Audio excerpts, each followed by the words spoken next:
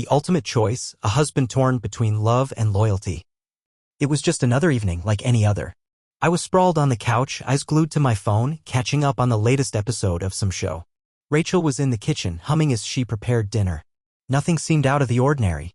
And then, without any warning, she turned to me, her face completely serious. "You need to choose," she said, her voice calm but firm. I froze. I thought I must have misheard her. Maybe she was joking, or maybe she was tired, or maybe she was just messing with me. "What?" I asked, laughing awkwardly, trying to make light of the situation. But she didn't laugh. Instead, she looked at me, eyes hard, unblinking. She wasn't playing around. "It's either me or your mom," she repeated, her words hanging in the air like a punch to the gut. I blinked, feeling the room close in on me. This wasn't some heated argument about what to watch on TV or a minor disagreement. This was something bigger. My mind raced, trying to process what was happening. It felt like a scene from a bad movie, the kind where everything suddenly shifts and you're left scrambling to catch up. "Are you serious?" I asked, my voice almost a whisper, still not quite believing what I was hearing. I couldn't understand why we were having this conversation. Her face remained stone cold. "I'm serious," she said, her tone unwavering. "I can't live like this anymore." And just like that, everything shifted. The laughter died in my throat. The easy evening I had imagined was gone, replaced by a question I never thought I'd have to face. How did we get here? What had changed so suddenly? What had I missed? I opened my mouth to respond, but the words didn't come. Instead, all I could do was sit there, staring at her, my mind scrambling for an answer I didn't have. What was I supposed to say? How was I supposed to choose between the two most important women in my life? I sat there, staring at the door long after Rachel had slammed it behind her. The silence in the house was deafening, the kind of silence that fills your ears with 1,000 unspoken thoughts. I could still feel the weight of her words hanging in the air, thick and heavy. "Choose," she had said, her voice so calm, so sure of itself. It wasn't a question, it was an ultimatum, a line drawn in the sand that I had no idea how to cross. I glanced at my phone, but it seemed pointless to check it. Nothing mattered right now except that question. Choose. I ran my fingers through my hair and tried to think. I couldn't help it, the thoughts kept circling back to my mother. Was she really the problem?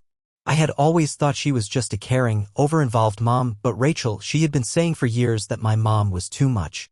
At first, I just brushed it off. What's the harm in a mother checking in, making sure her son is okay?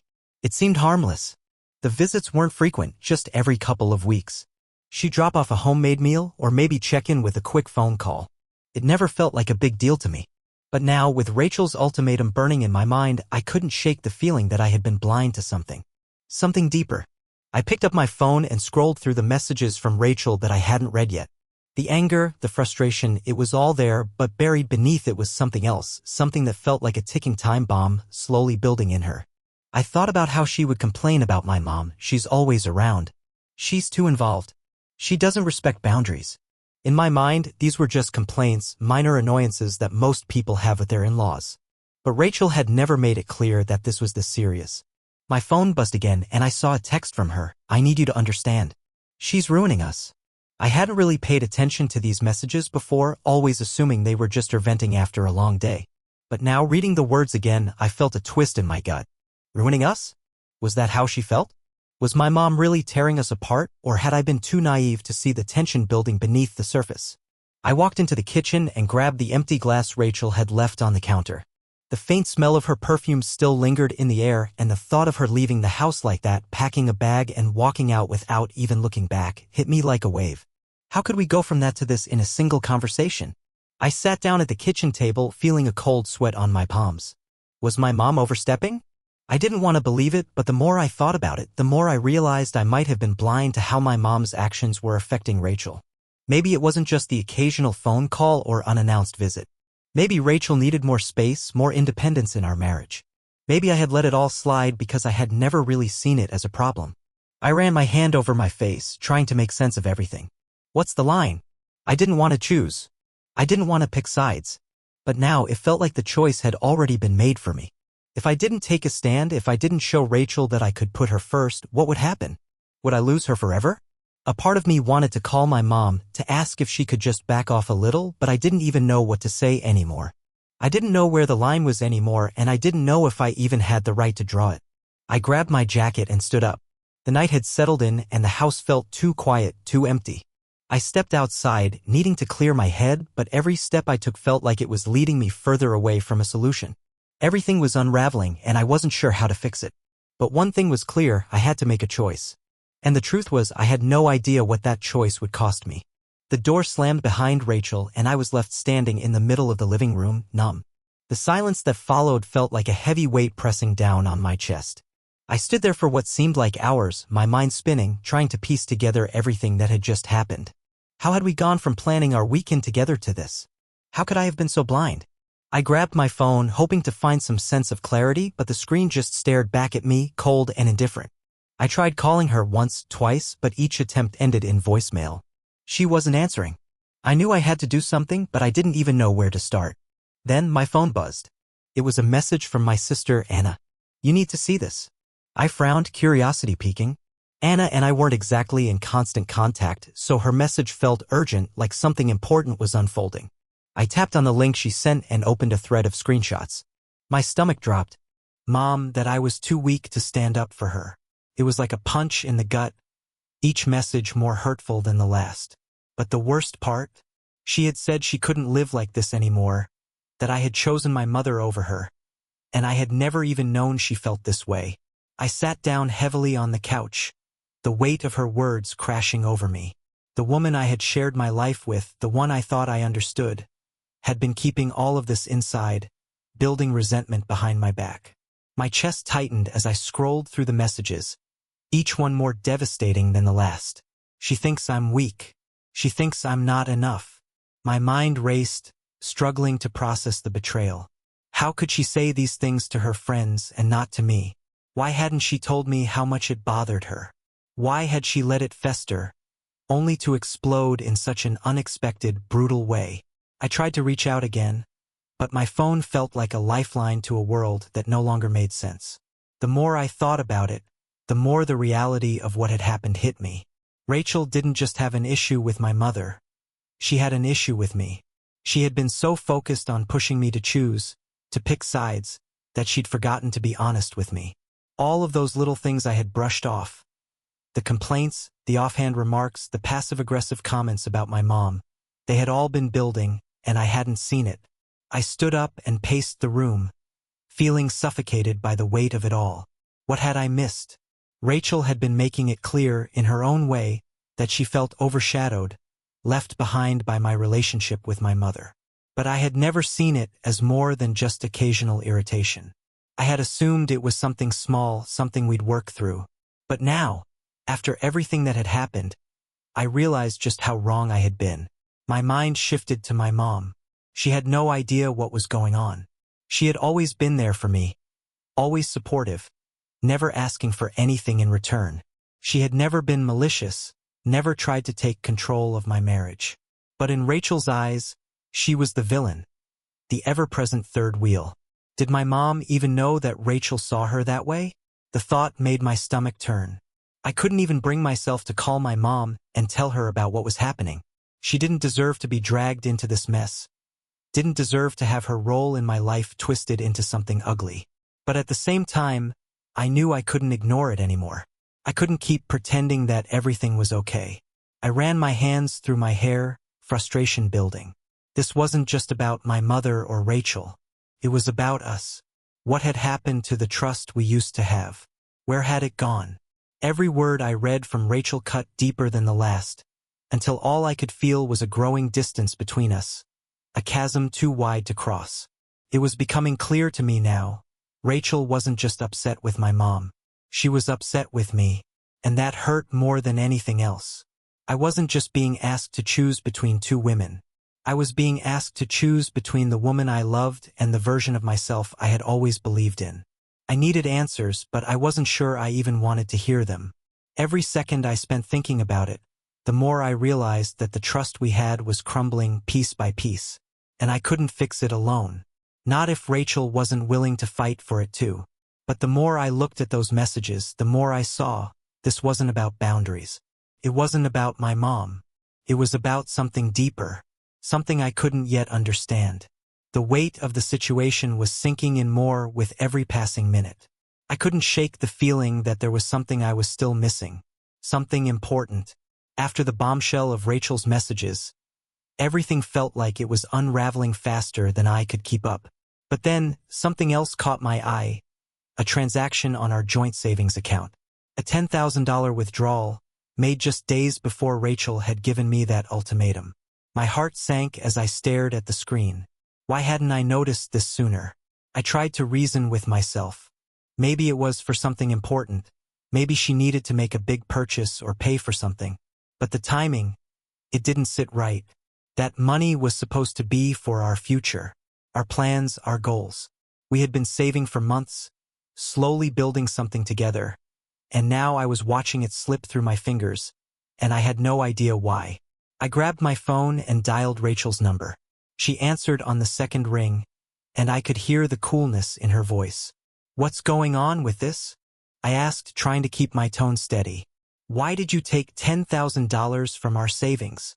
There was a long pause on the other end. For a moment, I thought she might just deny it, brush it off. But then she spoke, her voice almost casual, as if it was no big deal. "I needed it to sort myself out," she said, the words cutting through the air. I felt my blood run cold. "Sort yourself out?" I repeated, incredulous. "That's all you have to say? What do you mean, sort yourself out? That money wasn't just sitting there for you to take whenever you wanted." Rachel sighed, her voice dripping with irritation. "Adam, it's not that big of a deal. I just needed some space. I've been dealing with so much, and I just needed to get away for a while. You wouldn't understand." I felt a knot form in my stomach. I couldn't believe what I was hearing. "You needed $10,000 to take a break?" I asked, my voice shaking with frustration. "That doesn't make sense. You didn't even tell me. You didn't talk to me about it. You just took it." Her tone shifted, colder now, as she snapped back. "Maybe if you actually put me first for once, I wouldn't have to do things like this." Her words hit me like a slap. "You don't understand, Adam.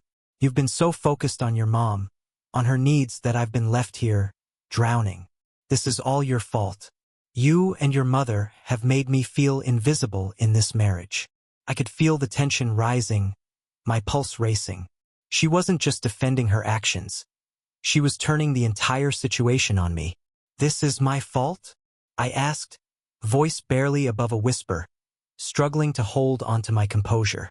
"You took $10,000 from our savings, Rachel. You didn't talk to me about it, and now you're blaming me." Rachel didn't even hesitate. "Yes, because you've never been there when I needed you. You always run to her. You always put her needs before mine. Maybe if you actually took care of our marriage instead of worrying about your mother, things wouldn't have gotten this bad." Her words stung. They felt like daggers, each one more pointed than the last. I had always known there were issues, but I never realized just how deep they ran. To hear her speak like this, to twist everything I thought I knew about our relationship into something so toxic, was unbearable. I could feel the anger bubbling up inside me, but it wasn't just anger, it was pain. Betrayal. I had been so blind, so consumed by my need to protect everyone around me, that I hadn't seen the fracture lines forming in my own marriage. And now Rachel was making it clear this wasn't just about my mom. It was about control. It was about money. It was about power. "I don't know who you are right now," I said, my voice barely above a whisper, "but I can't keep doing this. I can't keep defending you when you're making decisions like this behind my back." She scoffed. "You're just like them, aren't you? Weak. Always making excuses, always playing the victim. You wouldn't stand up to your mother, and now you can't even stand up to me." I stood there, dumbfounded. It was like a switch had flipped in her. Everything we had built together, the trust, the connection, felt like it had evaporated in an instant. "Rachel," I said, struggling to find the right words, "this isn't about her. This is about us.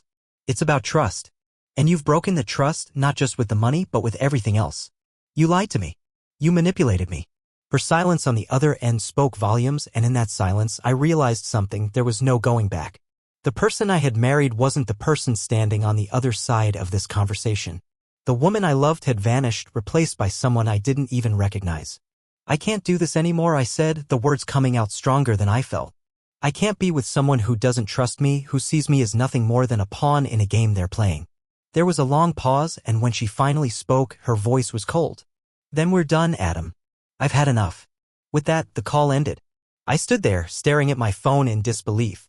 The truth was finally clear, and it was more painful than I could have ever imagined. This wasn't just about a fight over my mom.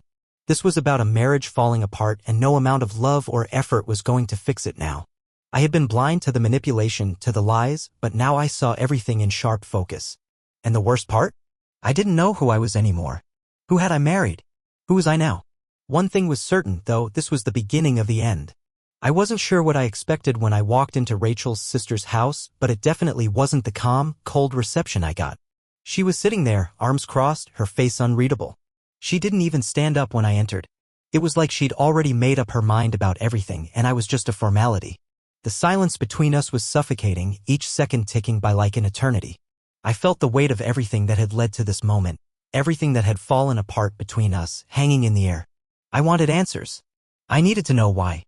Why had she done all of this? Why had she lied to me? And more than that, I needed to know who she had become. I took a deep breath and said, "We need to talk." Her eyes flickered for a moment, but she didn't say anything. I took a step forward, determined to get the truth out of her, even if it was the last thing I did. "I know about the money," I said, my voice steady, though my heart was racing.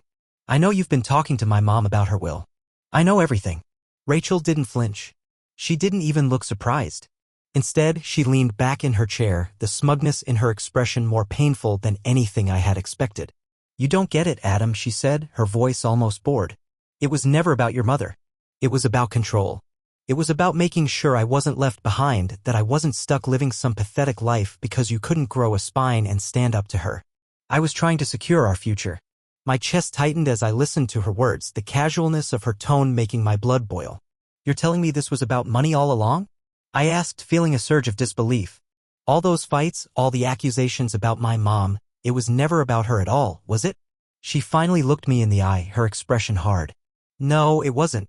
I went to your mom because I wanted to know if she had anything to give us. I wanted to know if we'd be okay when things got tough. But when I realized she didn't have anything to offer, I had to cut her out. I had to make sure we weren't left empty-handed." The words hit me like a slap. I could barely process what she was saying. The woman I had loved, the woman I had built my life with, had been using me, using my relationship with my mother, all for money. My stomach turned. "You've been planning this all along, haven't you?" I asked, my voice shaking with anger. "You've been playing me this entire time. I wasn't even a partner to you. I was just a means to an end." Rachel shrugged, the indifference in her movements cutting deeper than any insult. "I don't know what you want me to say, Adam. You never put me first. I've been begging you for years to pick me over her, to stop letting her control our lives. But you couldn't do it. You were too weak." My jaw clenched, the hurt so intense it was hard to speak. "This is your idea of putting me first?" I asked. "You've been sneaking around, trying to manipulate my family, lying to me about everything, and now you're blaming me?" She didn't even blink. "Yes, because you never stood up for me. You were always so wrapped up in her, always letting her dictate everything. You didn't listen when I said I couldn't handle it anymore, so I had to make a choice. And now here we are." The finality in her voice made my heart drop. This wasn't just a fight. This wasn't just about a mother-in-law issue. This was about Rachel being willing to destroy everything for her own selfish gain. She hadn't been trying to protect her marriage. She had been playing a game, and I had been too blind to see it. I stood up straighter, the weight of everything finally hitting me. I didn't need to stand up to her, Rachel. I needed to stand up for us. But instead, you've been manipulating me, turning me into the villain in this entire mess. I've been defending you, fighting for you, and you've been using me the whole time." Her eyes flickered with something, regret? Or was it just frustration? I couldn't tell anymore. She opened her mouth to respond, but I cut her off. "I don't want to hear it anymore. I'm done." For a moment, she just stared at me, the realization sinking in. "What are you saying?" she whispered, her voice wavering for the first time. "You're just going to give up on us?" I took a deep breath, feeling the weight of the moment. "Yes. I'm done. I'm done being manipulated. I'm done being made to feel like I'm the problem when you've been the one pulling the strings all along. I don't recognize you anymore. This isn't the woman I married." She looked at me, her face pale, a flicker of panic in her eyes. But I didn't care. The truth had been laid bare, and I couldn't pretend anymore. I couldn't be with someone who had lied to me, who had torn apart my trust for the sake of money and control. "I want a divorce," I said, the words finally out in the open. The finality of it hit me harder than I expected, but it was the right decision. Rachel's face twisted in something close to disbelief. "You're serious?" she asked, her voice shaking now. "Yeah, I am," I said, my voice steady. "I don't know who you are anymore. But I'm not sticking around to figure it out. With that, I turned and walked away. It wasn't a dramatic exit, no slam of doors, no final words. It was just the end. The end of a marriage built on lies and the beginning of something new, something where I could finally be free from the manipulations that had been controlling my life. The days that followed Rachel's departure were some of the hardest I've ever faced. Each moment felt like a tug-of-war between what I thought I was supposed to feel and what I actually felt. On one hand, there was the pain, the gut-wrenching ache of losing someone I had once trusted with everything, someone I thought I could spend my life with. But on the other hand, there was a sense of quiet relief, a whisper in the back of my mind telling me that I was finally free. I spent the next few days in a haze, not really sleeping, not really eating. My thoughts kept racing back to the moment I stood up to Rachel, to the finality of my decision. It felt surreal, like I was watching someone else make that choice, but deep down, I knew it was the only choice I could make. I called a lawyer. I made the appointment. I signed the papers. I didn't know what life after Rachel would look like, but I knew one thing for sure, it had to be better than what I had just lived through. It wasn't until I sat down to tell my mom what had happened that the weight of it all really hit me. She was sitting in the kitchen just as she always did when I came over. The warmth of her presence, the gentle hum of the house, it was comforting even in this moment of uncertainty. I had been avoiding telling her. I didn't want to burden her, didn't want her to feel like this was something she had caused. But now I had no choice. "Mom," I said, my voice unsteady as I sat across from her at the kitchen table. She looked up, sensing the change in me, the heaviness that I hadn't been able to shake. "What happened?" she asked gently, her voice full of concern. "I'm getting a divorce," I said, and for a moment the room felt silent, still, as if everything had come to a halt. My mom's face softened, her eyes sad but understanding. She didn't say anything at first, just reached across the table, her hand resting on mine in a simple gesture of support. "I know," she finally said, her voice calm. "I saw it coming, Adam. You deserve so much more than that. You deserve someone who sees you for who you are, not for what they can get from you." I felt the lump form in my throat, but I didn't fight it. I wasn't sure what I expected to hear, but I wasn't expecting the sense of relief that washed over me when my mom said those words. For the first time in a long while, I felt like I wasn't alone. I felt like I had a safe place to land. I don't understand how things got so twisted," I whispered, my voice cracking. "How did I miss all of this? How did I miss who she really was?" My mom's hand tightened on mine. "You didn't miss it, sweetheart. You loved her. And sometimes when we love someone, we choose to believe the best in them even when they show us the worst." Her words hit harder than I expected. It was true. I had been so blinded by my desire to make things work, by my hope that Rachel and I could find our way back to what we once had, that I couldn't see the damage happening all around me. "You're stronger than you think," my mom continued, her voice soft but firm. "You've made a hard choice, but it's the right one. And I'll be here every step of the way." Tears pricked at my eyes, and this time I didn't try to hold them back. I wasn't crying for Rachel or the life we had tried to build. I was crying because, for the first time in a long while, I felt seen. I felt understood. And in that moment, I realized just how much I had taken my family for granted, how much I had let the wrong person drown out the people who truly loved me. I stood up and pulled my mom into a hug, holding her tightly. I had no idea what the future would hold, but I knew one thing for certain: I had family. I had love. And that was enough to start over, to rebuild. In that quiet moment, with my mom's arms around me, I found the strength to move forward. I wasn't the same person I had been when I first walked into this mess. I was different now, wiser, stronger, more self-aware. I knew I had to heal, but I also knew I was no longer willing to accept anything less than what I deserved. I wasn't just walking away from a toxic relationship.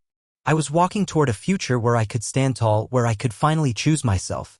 I pulled away from the hug, wiping my eyes and smiling through the tears. "Thanks, Mom," I said, my voice steadier now. "I'm going to be okay." She smiled back, her eyes filled with love and pride. "I know you will." And in that moment, I believed her. The road ahead wouldn't be easy, but it was mine. And for the first time in a long while, I was ready to walk it.